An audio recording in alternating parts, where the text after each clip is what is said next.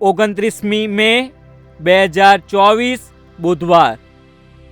આજના શુભ સંદેશમાં ઈસુ દુનિયામાં ચાલતી રીત રસમથી પોતાના 12 શિષ્યોને સભાન કરી ઈસુ જે નવી રીત રસમ પ્રસ્થાપિત કરે છે તેને જીવનમાં ઉતારવા આહ્વાન કરે છે।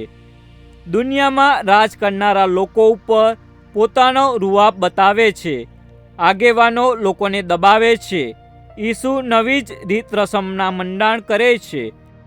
એ મુજબ સૌથી મોટો જે હોય તેણે સૌની સેવા કરવાની છે।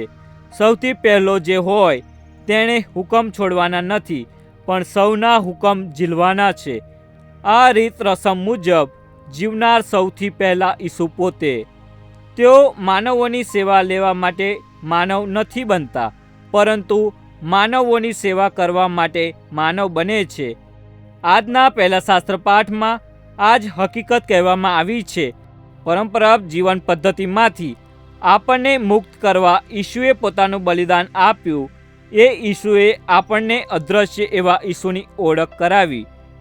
એ ઈશ્વરમાં આપણને શ્રદ્ધા મૂકતા કરનાર ઈસુ છે।